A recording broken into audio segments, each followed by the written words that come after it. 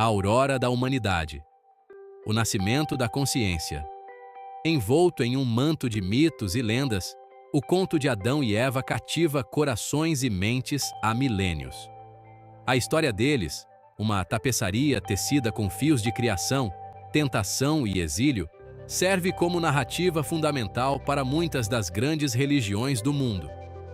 Ela molda nossa compreensão da moralidade, do pecado e da própria essência do que significa ser humano. No entanto, apesar de todos os versos dedicados à sua gênese e transgressão, um curioso silêncio envolve seu destino final. A pergunta persiste, ecoando pelos corredores do tempo. O que aconteceu com Adão e Eva após a expulsão do paraíso? Como sua jornada mortal terminou?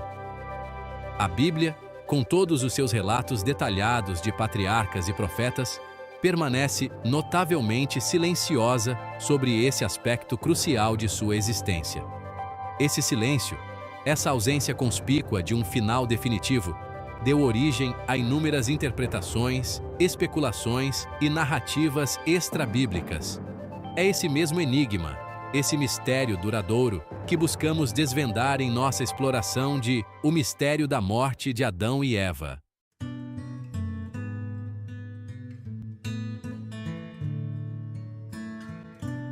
A história de Adão e Eva não é meramente um conto de origem, é uma parábola atemporal que fala das mais profundas aspirações e ansiedades do coração humano. Ela explora temas como amor, perda, obediência e as consequências do livre-arbítrio. O Jardim do Éden, um paraíso de abundância e inocência, permanece como um símbolo poderoso do nosso desejo primal de harmonia com a natureza e o divino. No entanto, é o próprio ato de desobediência, a escolha de provar do fruto proibido, que põe em movimento o drama da existência humana como a conhecemos. Com sua transgressão, Adão e Eva são expulsos do jardim, forçados a confrontar as duras realidades de um mundo agora manchado pelo pecado e pela mortalidade. Pensem na história da expulsão como um golpe do baú, igualzinho a gente sente quando o time do coração perde um jogo importante. A expulsão deles marca o início de um novo capítulo, caracterizado pelo trabalho árduo, pelo sofrimento e pela inevitabilidade da morte. Mas, e quanto à própria morte? Como esse destino final, consequência de suas ações, acabou por atingir os primeiros humanos? Teriam eles encontrado seu fim da mesma forma que todos os seres vivos, sucumbindo aos estragos do tempo e da deterioração? Ou será que seu status único como progenitores da humanidade lhes concedeu uma passagem diferente, talvez mais enigmática, tipo um cai-cai, desaparecendo de repente? Gap 2. Será que viraram poeira, como diz a Bíblia? Ou será que foram para algum lugar especial, tipo o sítio do Pica-Pau Amarelo Celestial?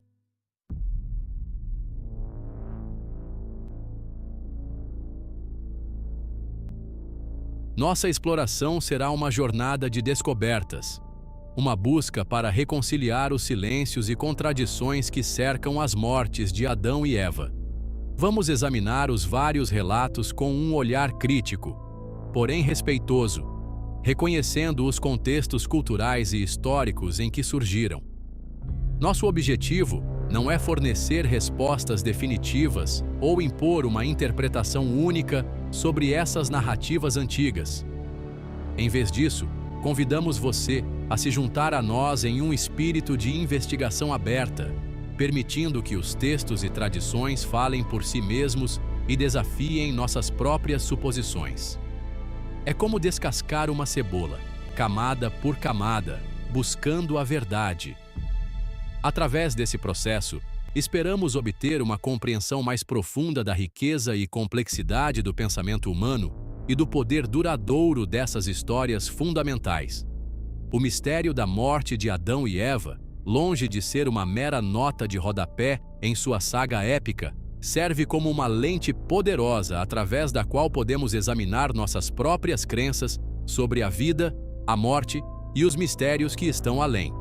Assim como a lenda do Boitatá, que guarda os campos e nos lembra do respeito à natureza, Essa história nos convida à reflexão. Vamos iniciar nossa exploração retornando à fonte, ao livro de Gênesis, onde a história dos primeiros pais da humanidade se desenrola em toda a sua glória dramática. É dentro desses versos antigos que encontraremos as sementes do mistério e suas potenciais soluções. A criação da mulher é retratada como um ato deliberado de companhia divina. Deus declara: "Não é bom que o homem esteja só. Far-lhe-ei uma ajudadora que lhe seja idônea." Da costela de Adão, Deus molda Eva, significando a interconexão entre eles. Eva, cujo nome em hebraico está associado com vida, incorpora vitalidade e conexão. Juntos, Adão e Eva são apresentados como iguais, criados à imagem de Deus. No entanto, essa existência idílica é perturbada pela astuta serpente. A serpente envolve Eva em um diálogo sobre o fruto proibido. Eva, atraída pela serpente, questiona o mandamento de Deus. O fruto parece bom para comer, agradável aos olhos e desejável para ganhar sabedoria. A gente sabe que a Eva não resistiu, e essa história nos mostra como a curiosidade e a tentação podem nos levar por caminhos perigosos.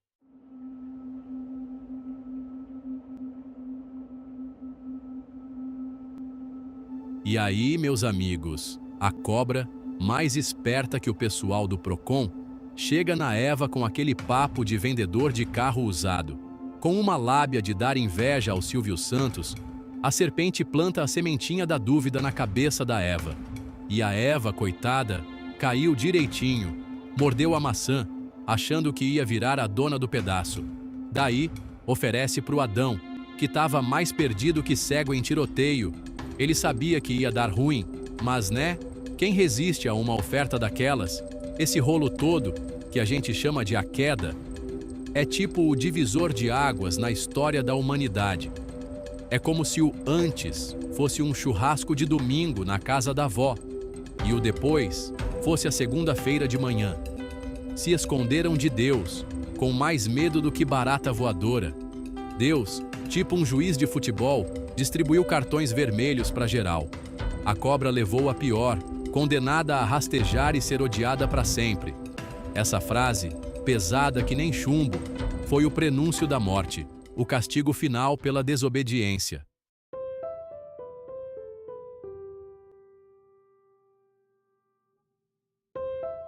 Expulsos do jardim do Éden, Adão e Eva se encontraram em um mundo completamente diferente do paraíso que conheceram. No entanto, o tempo que passaram no aconchego do Éden permaneceu gravado em suas memórias. Aqueles primeiros dias foram marcados por um profundo sentimento de maravilha e inocência. O tempo fluía de maneira diferente então, livre do peso do conhecimento. O texto bíblico nos oferece apenas alguns vislumbres de suas vidas diárias. Seus sentidos acolhidos pela doce fragrância de flores exóticas. O jardim, transbordando de vida, supria todas as suas necessidades. Frutas pendiam dos galhos, seus sucos estourando de sabor. Rios cristalinos cortavam a paisagem, oferecendo refrigério e sustento. Livres das restrições das roupas e da autoconsciência. Adão e Eva viviam em um estado de harmonia natural.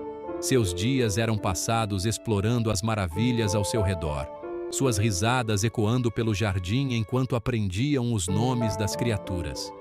O conceito de trabalho, como o entendemos, ainda não existia. A vida deles não era de labuta e sofrimento. Pelo contrário, o papel de Adão como zelador do jardim era de alegre mordomia, um reflexo de sua conexão inata com o mundo natural. Ele cuidava das plantas, garantindo seu crescimento contínuo e abundância. Enquanto Eva, com seu espírito cuidadoso, provavelmente se deliciava em cuidar das criaturas mais dóceis. Era como se vivessem num eterno sítio, com a fartura da natureza sempre à disposição. Imaginem um mundo intocado pela poluição, onde o ar é puro e a água cristalina. Essa era a realidade do Éden, um santuário onde a humanidade existia em perfeita harmonia com a natureza. Leões e cordeiros juntos, lado a lado. Aves do paraíso cortavam os céus. Até mesmo a serpente deslizava graciosamente pela vegetação. Adão e Eva moviam-se entre as criaturas com naturalidade. Eles possuíam um conhecimento inato das plantas e dos ciclos da natureza.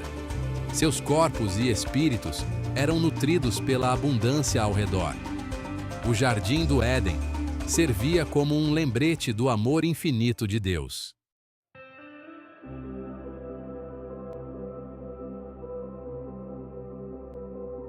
No Jardim do Éden, meus amigos, a comunicação ia muito além das palavras. Era algo que a gente nem consegue imaginar hoje em dia. As palavras existiam, claro, mas eram só uma pequena parte de toda a conexão profunda entre Adão, Eva e a natureza. Imaginem só, uma língua que não se fala com a boca, mas com o coração.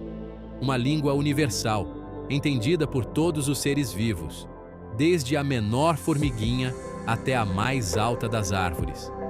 Era a língua do Éden. Uma língua de pura intuição, empatia, uma ligação que a gente nem faz ideia.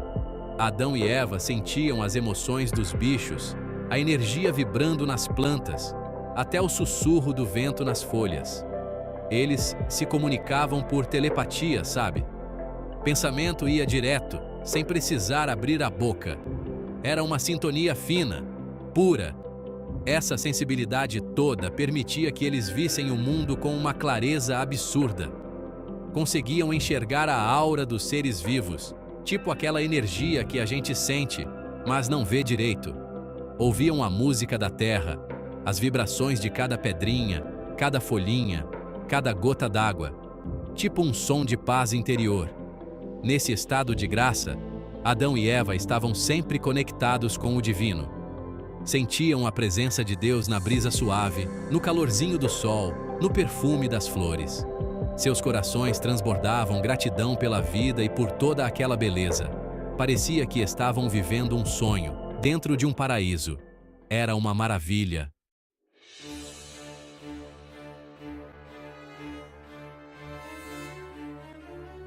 Mas, mesmo no paraíso, uma sombra espreitava. A árvore do conhecimento do bem e do mal se erguia imponente, um limite estabelecido por Deus, por amor. Esse conhecimento, representado pelo fruto, poderia despertar uma consciência que alteraria sua percepção para sempre. Era o conhecimento da dualidade, do bem e do mal, da vida e da morte. Adão e Eva, em sua inocência, talvez não compreendessem totalmente as implicações do mandamento de Deus. Eles sabiam que era proibido comer da árvore, mas o conceito de desobediência era incompreensível. Eles não tinham experiência com o mal, nem entendimento das consequências. Tipo, era tudo mato para eles. Ainda assim, a presença do fruto proibido despertou neles uma curiosidade crescente, sabe? Uma coisa tipo, por que não? A serpente, em sua astúcia, reconheceu esse desejo e plantou dúvidas na mente de Eva, bem como aquele seu amigo que te convence a furar a dieta no fim de semana. Isso desencadeou a série de eventos que levaram à sua queda.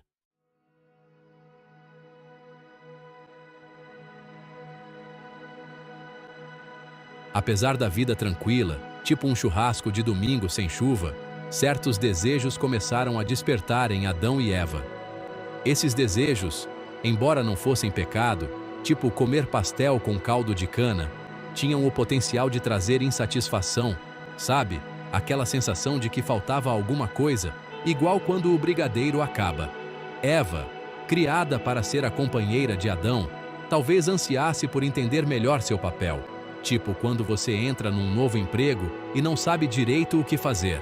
Ela questionava os limites do seu conhecimento, os mistérios que iam além do Jardim do Éden. Era como se ela estivesse presa num episódio infinito de malhação, sabe? E a serpente, espertinha como um político em época de eleição, se aproveitou desse desejo, prometendo esclarecimento através do fruto proibido. Adão também, coitado, devia ter desejos além daquela vidinha pacata. Sentia uma pontinha de inveja das outras criaturas, aquelas que podiam voar livremente como os passarinhos da Praça da Liberdade, ou nadar como os peixinhos no aquário do zoológico. Ele, preso no paraíso, devia se sentir como um jogador reserva no time do galo. A serpente, mais esperta que o diabo, explorou essa vontade, insinuando que o fruto era a chave para poderes ocultos, tipo ganhar na loteria ou ter a receita secreta do pão de queijo da vovó. E assim, as sementes do desejo foram plantadas, conduzindo-os à tentação, igual quando você está de dieta e passa na frente de uma padaria.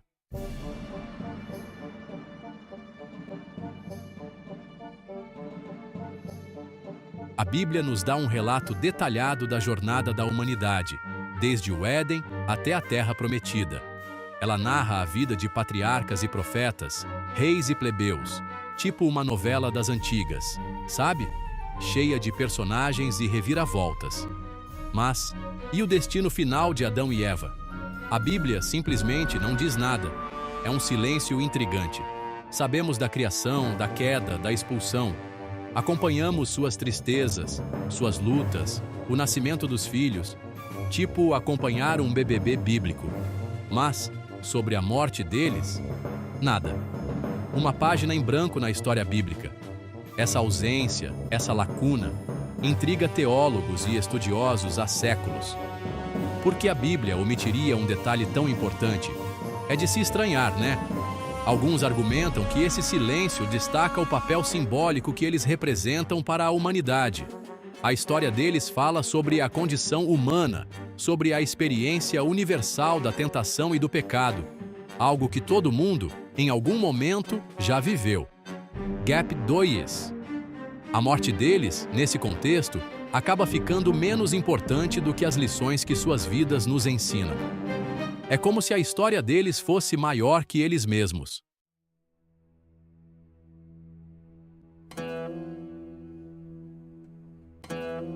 O silêncio que envolve a morte de Adão e Eva nos convida a confrontar os limites da nossa compreensão, né? Abre espaço para nossas interpretações, crenças e dúvidas criarem raiz, igual uma muda de jabuticaba. Alguns encontram conforto na crença de que eles foram agraciados com um reencontro tranquilo com Deus, tipo um abraço de avó. Isso conversa com a narrativa mais ampla de redenção e vida eterna, sabe? Aquela coisa de ir para um lugar melhor. Outros imaginam um final sombrio, tipo um filme do Mazzaropi, sem final feliz. Enxergam suas mortes como um lembrete das consequências do pecado, pesado como um almoço de domingo depois da feijoada. Essa visão se alinha com as palavras de Deus após a transgressão deles. Ainda existem aqueles que veem o silêncio como um convite para explorar outras fontes, além da Bíblia. É como procurar a receita do bolo da vovó em cadernos antigos de família. Essas tradições oferecem várias interpretações, enriquecendo nossa compreensão, tipo colocar temperinho na comida. O silêncio, então, se torna uma oportunidade para crescimento espiritual e um mergulho mais profundo no texto. É como saborear um cafezinho coado na hora, sem pressa.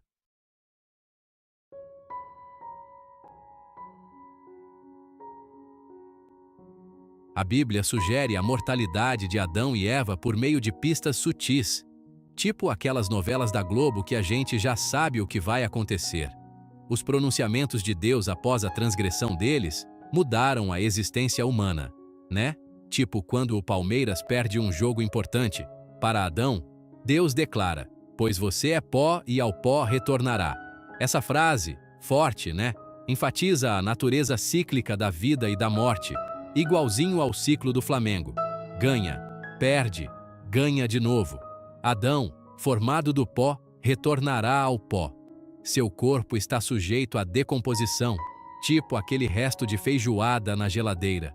O pronunciamento para Eva fala das dificuldades da existência terrena. "Multiplicarei sua dor no parto", declara Deus. Essas palavras sugerem a experiência mais ampla do sofrimento humano, tipo pegar trânsito na Marginal Pinheiros numa sexta-feira. Embora não descrevam explicitamente suas mortes, esses pronunciamentos lançam uma sombra sobre a existência deles. Eles nos lembram que o tempo deles no Jardim do Éden sua ignorância sobre a mortalidade, acabou. Tipo quando acaba o feriado e a gente tem que voltar para a realidade.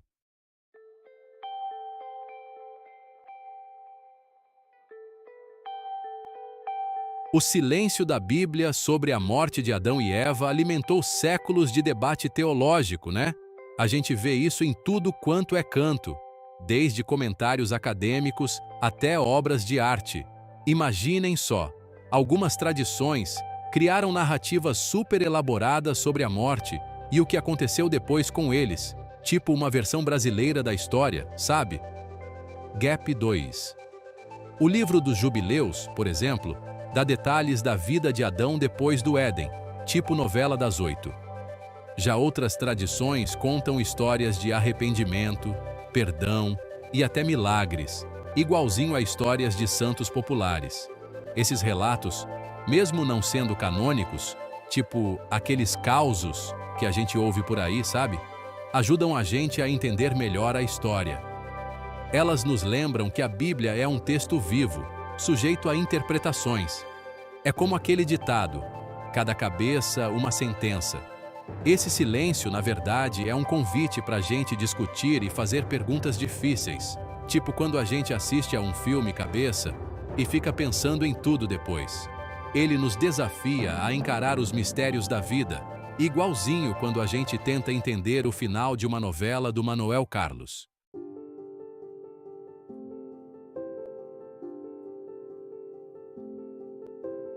O livro dos Jubileus nos dá uma espiadinha na vida de Adão e Eva depois do Éden. Sabe, tipo aquela fofoca que a gente adora?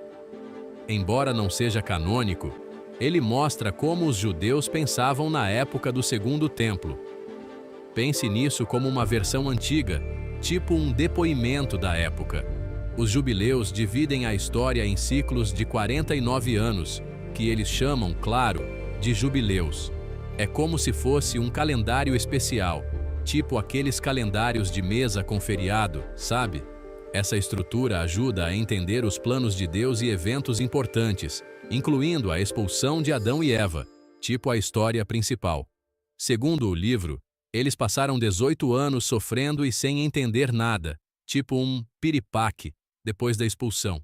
Gap 2. Imagina, né? De repente, tudo mudou. As plantas, antes amigas, agora cheias de espinhos, tipo um pé de mandacaru. Os bichinhos, que antes eram de boa, agora saíam correndo deles, tipo quando você vê uma barata. E o sol, antes gostosinho, agora torrando tudo, tipo um verão no Rio de Janeiro. Arrependidos e cheios de culpa, tipo depois de comer todos os brigadeiros da festa, eles tentaram se redimir. Viraram para o Éden, chorando rios de lágrimas, tipo novela das 8, implorando por perdão. O livro dos Jubileus destaca o arrependimento e a expiação na vida de Adão e Eva. Movidos pelo remorso, eles embarcaram em uma penitência rigorosa. Adão mergulhou nas águas geladas do rio Tigre por 40 dias. Já Eva ficou nas águas do rio Eufrates por 37 dias. A penitência deles foi movida pelo amor a Deus e pelo desejo de restaurar o relacionamento. Aquele período de penitência marcou uma fase de crescimento espiritual para eles. A história deles serve como um testemunho do poder transformador do arrependimento.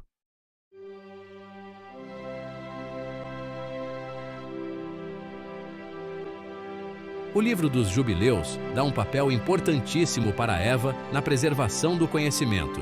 Como a primeira mulher, ela é retratada como sábia e perspicaz. Imagine só, tipo uma dona benta da Bíblia, passando a sabedoria para frente. Próxima do fim da sua vida, Eva reuniu seus descendentes, tipo uma grande festa de família, sabe? E compartilhou seu testamento, tipo um papo reto com a galera. Ela falou da beleza do Éden, da expulsão e de como viver de acordo com a vontade de Deus. Igualzinho a gente faz promessa de ano novo, né? Ela alertou sobre os perigos do pecado, daqueles que te fazem sair da linha, e a importância de resistir à tentação, tipo quando você tá de dieta e vê aquele brigadeiro de dar água na boca. Gap 2. Ela ensinou sobre oração, arrependimento, aquele momento mea culpa, sabe? E redenção. Tipo quando o seu time favorito faz aquele gol no último minuto. As palavras dela serviram de guia para os descendentes. Tipo um GPS espiritual. O testamento de Eva enfatiza a preservação da memória do passado. Tipo aquelas fotos antigas da família que a gente guarda com carinho. O papel dela destaca a importância das mulheres na transmissão da fé e dos valores. Porque, vamos combinar, quem manda na casa é a mulher, né? Os ensinamentos dela garantiram que as lições da queda não fossem esquecidas. Tipo aquele ditado: água mole em pedra dura, tanto bate até que fura. Após a expulsão do paraíso, Adão e Eva não ficaram sozinhos. Quem guiou eles foi o anjo da presença. Imaginem só, tipo um anjo da guarda superpoderoso. Ele ofereceu instrução, conforto e uma conexão direta com o divino. Logo após a expulsão, o anjo apareceu para tranquilizá-los. Ele ensinou habilidades essenciais para a sobrevivência, tipo plantar e cuidar dos bichinhos. E não parou por aí. O anjo transmitiu as leis e os mandamentos de Deus. Igualzinho a gente aprendendo o que é certo e o que é errado. Ele ensinou sobre a importância da oração, do casamento e da redenção. Afinal, errar é humano, né? A presença do anjo mostra a misericórdia e a compaixão de Deus. Apesar da desobediência, eles não foram abandonados. Receberam orientação e um caminho para se reconciliar com Deus. O anjo da presença simboliza essa ligação forte entre Deus e a humanidade. Ele nos lembra que mesmo nos momentos mais difíceis, a gente nunca está sozinho. Igualzinho quando a gente sabe que tem alguém para contar.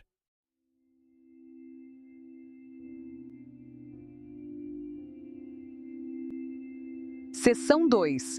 A narrativa islâmica. No Islã, Adão é reverenciado como o primeiro profeta de Deus, o escolhido para guiar a humanidade em direção à retidão. O Alcorão reconta a história de Adão e Eva, enfatizando seu status como os progenitores da humanidade. Adão foi criado por Deus a partir de argila, moldado em forma humana e imbuído com o sopro da vida. Eva, criada a partir da costela de Adão, era sua companheira e igual, compartilhando a responsabilidade de adorar e obedecer a Deus. O Jardim do Éden era um lugar de beleza e abundância incomparáveis, mas foram proibidos de se aproximar de uma árvore específica. Satanás os tentou, levando-os a desobedecer a Deus, resultando na expulsão do paraíso e introduzindo dificuldades no mundo. Apesar disso, Adão e Eva se arrependeram sinceramente e foram perdoados por Deus. Eles foram enviados à Terra para povoar o mundo e guiar seus descendentes. A história deles serve como um lembrete da importância da obediência a Deus e do perdão divino. A tradição judaica oferece uma perspectiva multifacetada sobre Adão e Eva, expandindo a narrativa bíblica com interpretações cheias de nuances. Pense no Talmud e nos ensinamentos rabínicos que atravessaram séculos. Essas interpretações mergulham nas dimensões psicológicas e espirituais da experiência de Adão e Eva. É como se a história deles fosse um espelho, refletindo nossas próprias lutas. Um tema proeminente é o conceito de Teshuvá, arrependimento ou retorno. Adão e Eva, apesar de sua transgressão, são capazes de buscar perdão e crescimento espiritual. Eles nos mostram que sempre há uma chance de recomeçar. Outro tema é o Yetzer Hara, a inclinação para o mal.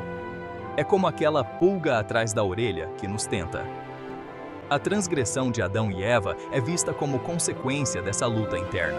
No entanto, a tradição judaica enfatiza que temos o poder de escolher. Temos livre-arbítrio e a capacidade de resistir à tentação.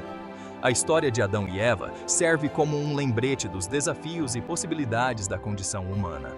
Ela nos ensina que a vida é uma jornada de aprendizado, com a chance de fazer a coisa certa. As diversas interpretações da história de Adão e Eva, nas tradições judaicas e islâmicas, destacam o poder duradouro dessa narrativa fundamental. Pensem na história de Adão e Eva como um clássico do cinema nacional. Cada geração tem sua versão, sua releitura. A história deles continua a ressoar com pessoas de diferentes culturas. É como aquele ditado: cada macaco no seu galho. Cada comunidade aborda a história com seu próprio conjunto de perguntas, encontrando ecos de suas próprias lutas e triunfos. Lembra daquela música do Chico Buarque, Construção? Cada tijolo, cada andar, uma história diferente. As variações na interpretação enriquecem nossa compreensão. A busca pela verdade é um processo contínuo, uma jornada de descoberta ao longo do tempo e gerações. É como uma receita de família, adaptada, modificada, mas a essência permanece. A história de Adão e Eva reflete as complexidades da experiência humana. Ela nos convida a confrontar os mistérios da criação, a natureza do bem e do mal, as consequências de nossas escolhas.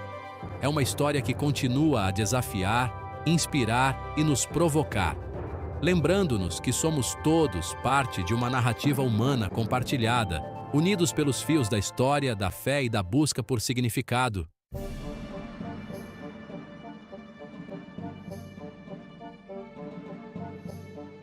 Encerrando nossa exploração de O Mistério da Morte de Adão e Eva, voltamos à pergunta inicial. Como os primeiros humanos encontraram seu fim? Mesmo após mergulharmos nas Escrituras, uma resposta definitiva permanece esquiva. A Bíblia permanece silenciosa sobre as circunstâncias específicas de suas mortes. O livro dos Jubileus deixa seus momentos finais envoltos em mistério. As tradições judaicas e islâmicas não oferecem um consenso definitivo. Essa falta de resposta clara nos convida a contemplar a natureza da fé e do conhecimento. As mortes de Adão e Eva permanecem envoltas em incerteza. Talvez o silêncio contenha um significado mais profundo. O foco muda para a compreensão das implicações de suas vidas e escolhas. Afinal, a vida é a arte do encontro, embora haja tanto desencontro pela vida.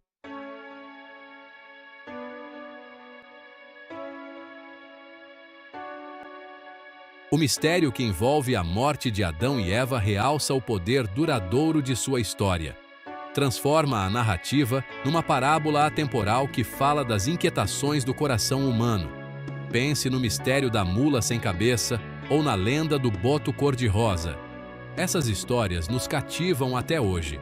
A ausência de uma resposta definitiva nos convida a interagir com o texto de forma mais pessoal, a tirar nossas próprias conclusões e a encontrar significado dentro do mistério. Permite que lutemos com perguntas que ressoam ao longo da história da humanidade. Qual é a natureza da vida e da morte? O que significa ser humano? Qual é o nosso relacionamento com o divino? Questões que ecoam em obras como Grande Sertão Veredas, de Guimarães Rosa, que nos fazem refletir sobre a nossa própria existência. A falta de um fechamento abre espaço para contemplação, interpretação e diálogo contínuo. Convida-nos a abordar a história com humildade, reconhecendo os limites da nossa compreensão e aceitando a possibilidade de múltiplas verdades existirem simultaneamente. Assim como nos romances de Machado de Assis, a complexidade humana se revela em camadas, sem respostas fáceis. O mistério torna-se um convite a uma jornada interior para explorar nossas próprias crenças sobre a vida, a morte e os mistérios que estão além. Nos encoraja a confrontar nossa própria mortalidade, nossas próprias lutas com a tentação e o pecado, e nosso próprio anseio por redenção e reconciliação. É como o Carnaval, uma festa que celebra a vida ao mesmo tempo que nos lembra da efemeridade de tudo.